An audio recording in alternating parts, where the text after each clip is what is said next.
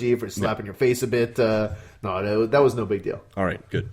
So you didn't go to the parade because you were at home soaking in a tub and moisturizing, right? Just trying to absorb all the... That's right. You didn't go to the breakfast. The night before the parade, I was trying to like super hydrate myself by drinking tea and water. Directly before the parade, I had a Gatorade. I took a long soak in a bath, thinking maybe I'll hydrate my inside and my outside to really try to reduce the hangover. I don't think I think the logic there is pretty flawed. Completely flawed. Let's give it a go. That's normally my drunk logic, where like I can't possibly consume enough water to hydrate myself again. I'm going to take a shower. I'm going to take a devastatingly hot shower and continue to dehydrate myself.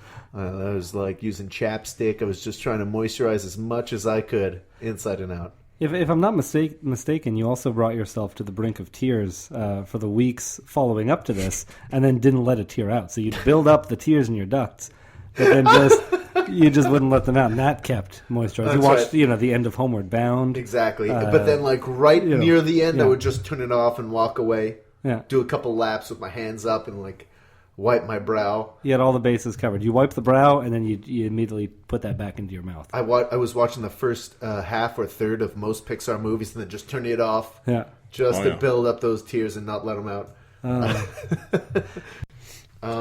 So back to the burgers. Yeah, I think I covered my burger pretty well. Did you? You were kind of interjecting with your burger opinions here and there, but do you have any solid thoughts on your burger? I'll try and I'll wrap up my thoughts and give it a score right here, right now, all at once. I thought it was a good burger. It was a very sloppy burger, obviously, but they warn you right off the bat. That's in the name. It's the 5-napkin burger. By the end, I had trouble eating it. I need to eat it with a fork. I think in part that's my fault because I did cut the burger in two, and I put it down. If I just held it in my hand the whole way, I think I wouldn't have had a problem. You can kind of squeeze certain areas and readjust, let things slide around. The crispy onions were a real nice treat, and the texture really added something to it. The cheddar was really good cheddar cheese. It wasn't no Kraft single. It was good stuff. Yep. The bun was, I think it looked better than it was. It was a little unremarkable to me. It was fine. Nothing special though. Could have probably been more bun. There could have been more bun because it was so saucy. It would have absorbed it really well. The barbecue sauce was fantastic. It was really tremendous. The beef patties themselves were a decent beef. Nothing blowing my mind. I mean, I always like a little pinkness, even in a burger, like I do a steak. I understand why they don't do it often for a burger. I get it. On the whole, though, this was a pretty good burger. I think I'm going to rate it a 7. Right at that good line. How about you? Should we go to Dane or Matthew first? Sounds like Matthew's still thinking about it. How you doing, I Dan? don't know. Dane, are you ready? I'm not sure if I can take the pressure. So, I mean, go ahead. I ordered the Scoville burger, Yeah. which I feel ashamed. I guess I should rate the both burgers. Yeah. Why don't you take the Scoville as well first? Yeah. Okay. Well, I mean, I'll let you talk it through while I'm thinking about the Scoville. Yeah. So I'm slightly ashamed that I'm showing up on this show for the first time, and I mean, I didn't even ask the question. It's just called Scoville Habanero Burger, and I end up with a chicken burger. Yeah. Yeah. Well, I mean, you got to try both. Right. So I got to try the both. Like we said, I think the bun was it was exactly the same on the Scoville burger. Had the pineapple, the big slice of habanero pepper. I believe there was cheese as well, and maybe a sauce or something with the grilled chicken breast. Yeah, and lettuce and tomatoes. Yeah. And the heat was enjoyable. It was just a little bit of humming in the mouth to let you know it was there. Mm-hmm. Didn't persist much longer than that. Could have probably done hotter. Just was very precautious, I guess. Mm-hmm. Better safe than sorry. Yeah. So that was enjoyable. But the other burger, the 5-napkin burger, which you've greatly described, we'll start by rating that first. I was pretty pleased. And I was pretty hungry going into this too, but I don't want that to play into it too much. That's a good point. I feel like you should always kind of be hungry going in, because if you're not, you're doing yourself a disservice. Yeah. But yeah, that's a good point. I guess you do kind of enjoy food more when you're hungry. Yeah. Because I was hungry, I'm gonna go slightly above your 7 on this burger, and I'm gonna come in with an 8. Wow, that's good. It it was pretty good. It was a good burger. I think the barbecue sauce really reminded me of the pulled pork poutine that I love so much from that place. Mm-hmm. So, and just the smoky aroma of the smokehouse, like added to the experience for me. Love the sides. So yeah, I think I go for an 8 on the 5 napkin burger. I mean, just to speak more to that barbecue sauce that you mentioned again, I was just rubbing my finger on my plate on my placemat after, just eating more barbecue sauce because it was that good. Yep. The spicy chicken burger, I'm gonna give it. It wasn't blowing my mind. I'll give it. Let's go with a 6. 5.5. 5.5. Oh, we do half scales. Yeah.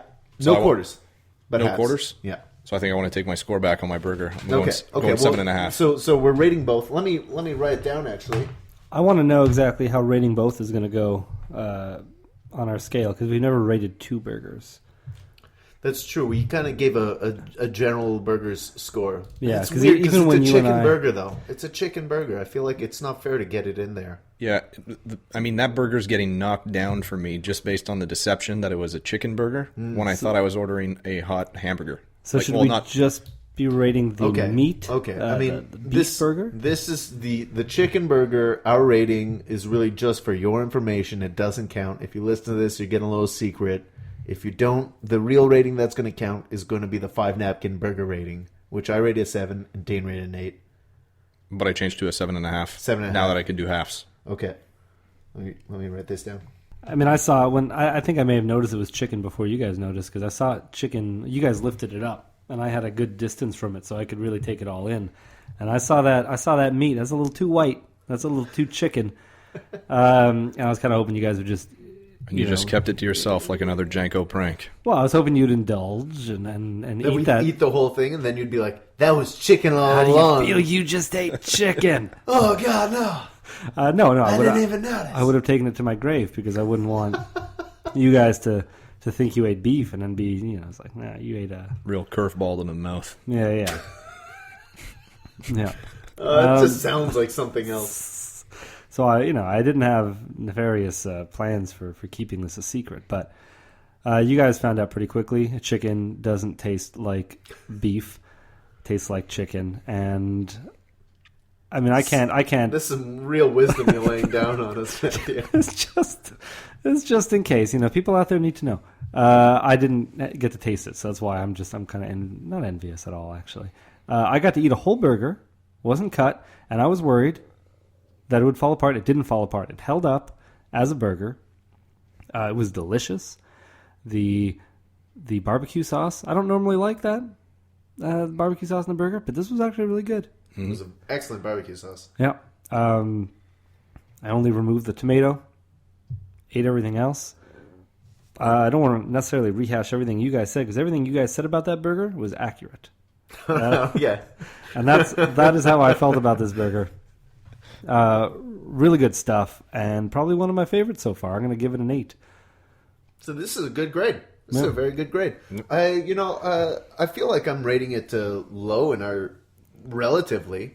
I mean, it's still a good burger. That's 7 being a good burger, 5 being 5 being fine, yeah. and 10 being $100 burger. 5 is also 5. I should have probably asked about your rating scale before rating it, but I was going off memory. Oh, Sure. Sebastian, you can explain it. I mean, I do explain the rating scale in basically every episode to the point that Matthew's quite annoyed with me explaining the rating scale. I'm just going to leave the room for a minute. Where Let you do it. where 10 is a burger that tastes like it's worth $100. Okay, could you remind me what a 10 is, though? A 5 is just a fine burger, just fine. 7 being between those two is good. I guess 3 was like not good, but not poison, just not good. And a 1 would just be like food poisoning. So that's why very few 1s and 2s have been given out, because we're talking I'm sick to my stomach. There's mold on this food. Oh. It's not an easy score for a decent restaurant to get. We got to get some of those back alley burgers before we can start rating some. There's a back alley burger coming up this summer that I've been pretty excited for. Okay. Food truck burgers, too? That's coming around the corner for you Burger guys. trucks? Yeah. Yeah, that's true. There's the Winnaburger. Yep. I mean, the lowest score we've given so far is a 3.5 to Belle Province. Jesus. A well-deserved 3.5. And I feel like They working with frozen patties over there, or is it actual? It's probably I frozen couldn't tell you. patties. It's probably frozen. I mean, it's not a terrific patty. It's not a terrific anything. It's a burger that was edible. It didn't, it was, Right. it's food. Um, So this was a good score. yep. I gave mine a little bit lower of a score than you guys. Still a good score. Yeah. Ranked it as good. It just didn't blow my socks off in any way, except for the barbecue sauce being so phenomenal, and the crispy onions were really a nice touch as well. Yeah. So that's about it, eh? I think so. So this has been Cadeau and Janko, Wednesdays at Lunch, Burger Edition. Thank you, Dane. Thanks a lot, guys. Thank you, Matthew. You're welcome. Next week, we're probably going to go for lunch again. So what do you think we should eat next week? Let's get a burger.